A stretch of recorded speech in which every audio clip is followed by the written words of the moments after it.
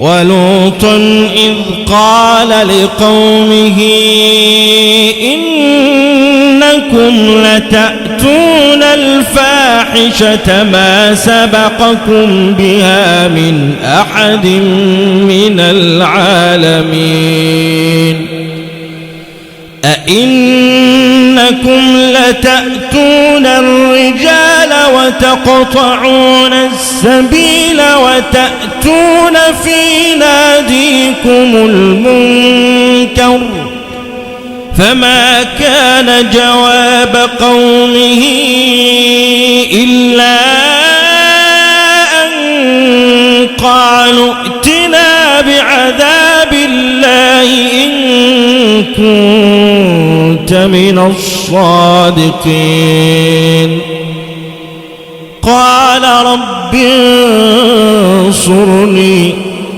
قال رب انصرني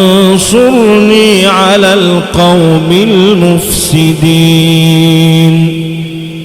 ولما جاءت رسلنا إبراهيم بالبشرى قالوا إنا مهلكو أهل هذه القرية إن أهلها كانوا ظالمين قال إن فيها لوطا قالوا نحن أعلم بمن فيها أنه وأهله إلا امرأته كانت من الغابرين ولما أن جاءت رسلنا لوطا سيء بهم وضاق بهم ذرعا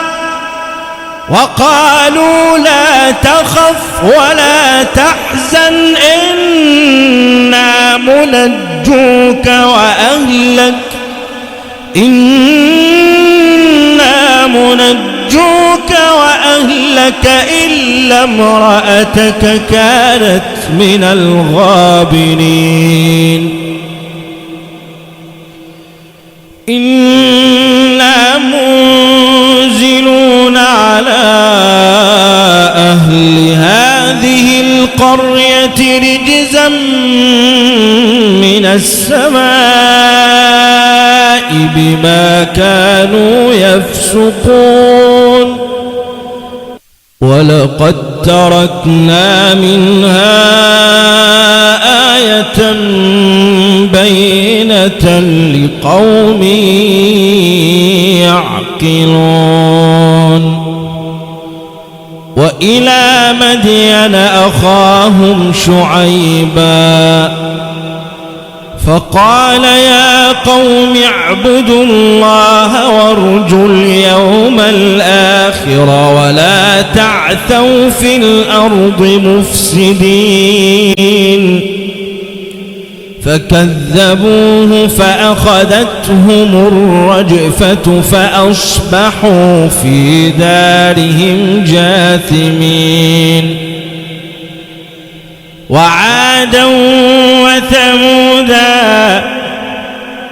وعادا وثمودا وقد تبين لكم من مساكنهم وزين لهم الشيطان أعمالهم فصدهم عن السبيل وكانوا مستبصرين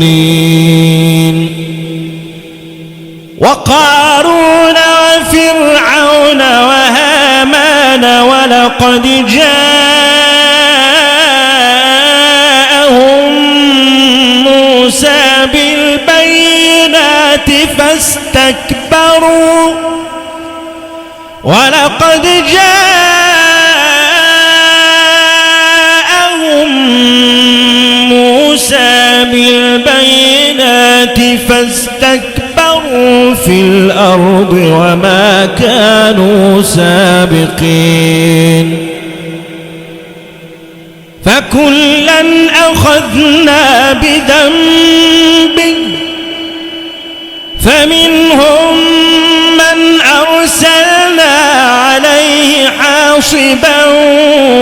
ومنهم من أخذته الصيحة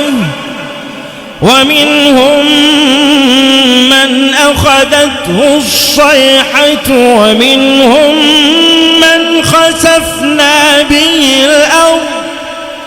ومنهم من خسفنا به الأرض ومنهم من أغرقنا وما كان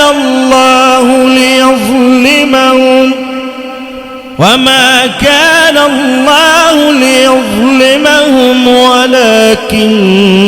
كانوا أنفسهم يظلمون مثل الذين اتخذوا من دون الله أولياء